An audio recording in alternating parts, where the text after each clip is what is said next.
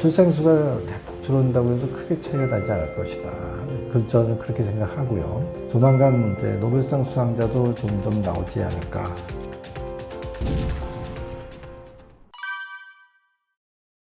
그런데 이제 그런 얘기가 나오면 꼭 나오는 얘기가 있죠. 근데 왜 노벨상을 못 받아요, 뭐. 근데 뭐 작년인가요? 벌써 재작년인가 된 것 같은데 그 허준희 박사가 받은 필드상은 거의 노벨상급이기 때문에 아마 그런 쪽도 아마 좀 성과가 나오지 않을까 이렇게 보는데 그거는 이제 국가가 이제 연구개발 쪽에 투자를 공격적으로 얼마나 이제 오랫동안 해오느냐 이런 것들이 중요하거든요, 사실은.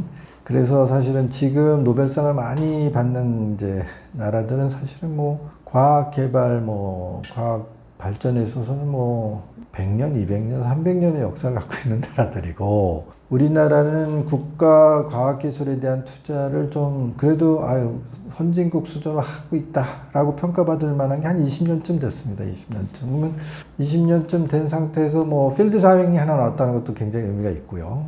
그리고 전 세계 과학자들이 이 사람 정도면 노벨상 받을 만하지 않을까요? 하는 리스트들이 실제로 있어요. 한 2,000명 정도 됩니다. 그러니까 2,000명 중에 사실은 1년에 한 10명 정도가 받는다고 봐야 되니까. 노벨에 이제 의학, 생리, 물리, 화학 세 분야는 3명씩 줄 수 있기 때문에 맥시멈 9명을 받을 수 있고요. 필드상은 4년에 4명을 줘요. 그러니까 1년에 1명 주는 꼴이죠. 그러니까 그 레벨로 하면 1년에 맥시멈 10명을 받을 수 있다. 근데 2,000명이 경합을 하는 거야. 근데 그 2,000명 리스트에 한국 학자들이 꽤 있습니다. 저는 이제 기억을 잘 못하는데 검색해보면 나와요. 그래서 그런 이제 소장파 학자들 중에서 뭔가 어떤 분야에서 이렇게 평가를 받기 시작하면 그러면 아마 조만간 이제 노벨상 수상자도 좀 나오지 않을까. 그와 반면에 전통적인 과학 선진국 중에서 뭔가 약간 학교 재정이 좀 빈약해지거나 이런 나라들 중에서는 노벨상 끊긴 나라도 있습니다. 그러면 이제 한참 지나면 뭐 한국에서도 노벨상을 받은 학자들이 나오지 않을까? 그러려면 노벨상급이 되려면 진짜 지금 올림피아드에서 성과를 내는 그런 친구들이 잘 성장해야 되지 않을까. 예를 들어서 뭐 필드상을 받은 허준희 박사 같은 경우도 국적은 사실은 미국 시민이거든요. 네, 이제 뭐 허준희 박사야 뭐 고등학교, 대학교까지 어쨌든 뭐 심지어는 대학원까지 다 한국에서 공부한 사람이니까 사실은 토종이죠. 토종인데 이제 꽃피운 곳은 이제 미국의 뭐 지금 이제 프린스턴 이제 소위 고등과학원이라고 하죠. AIS라고 하는데 거기 소속이 돼 있고 카이스트 안에도 그 부설기관으로 고등과학원이 있습니다. 그러니까 그 이름을 따온 거예요, 사실은. 프린스턴의 그 고등과학 이름을. 거기가 이제 이론 물리하고 약간 수학에서 이제 소위 정통적인 수학, 학문적인 수학, 응용 수학이 아니라 순수 수학, 뭐 이런 쪽을 이제 집중하는 연구소가 하나 있어요. 그래서 카이스트의 그 고등과학원에도 아마 이렇게 객원 교수 뭐 그런 형태로 정기적으로 와서 후진 양성하는 데도 일부 이제 활동을 하기 때문에 그런 어떤 영감을 좀 우리 후진 과학자들, 수학자들, 물리학자 흡수하면 또 다른 이제 노벨상이 진짜 우리나라에서 적을 두고 활동하는 사람들 중에서도 나올 수 있지 않을까 그렇게 기대를 합니다.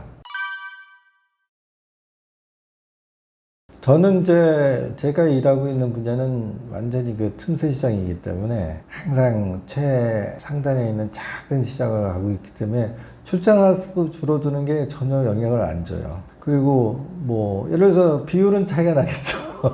전에는 뭐 2%, 3% 애들만 되어도 뭐 인원이 많아요. 그랬죠. 한 뭐 3%, 5% 정도 아이들이 그 대상자가 될 테고. 왜냐면 이제 영재 교육에서의 어려운 부분은 사실 상대적인 겁니다. 말하자면 이제 한 반에 저희 때는 60명이면 아주 좋았어요.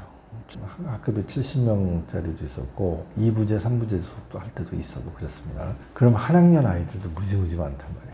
근데 지금은 이제 30명이 표준 사이즈고요. 그리고 출생아 수가 줄어드니까 교실에 이제 학생 수가 뭐 25명, 22명, 심지어는 15명까지 떨어지는 지역들이 막 생겨나고 있어요. 그러니까 이제 자연스럽게 이제 교실 환경은 많이 개선이 된 거지. 자, 그런데 비율로 따지면 마찬가지라는 거예요. 이쪽 끝에 있는 애들, 양쪽 끝에 있는 애들이 좀 어렵거든요. 그러니까 뭐 50명 교실에서는 이쪽 끝에 있는 또 두세 명, 저쪽 끝에 있는 두세 명이 어려운 애들이에요. 근데 15명 교실이 돼도 마찬가지예요.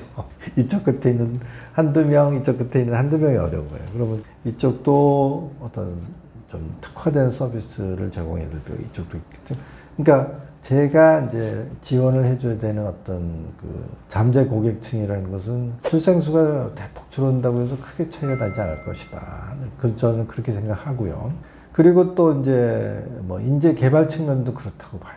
그러면 물론 이제 그 지금 예를 들어서 그 이창호 그 국수 아니 14억에서 뽑아서 갖다 놔도 여기 5천만 명 중에서 뽑아놓은 국수를 못 이기잖아요. 이세돌 뭐 그리고 그런 친구들이 끊임없이 사실은 나타났거든요.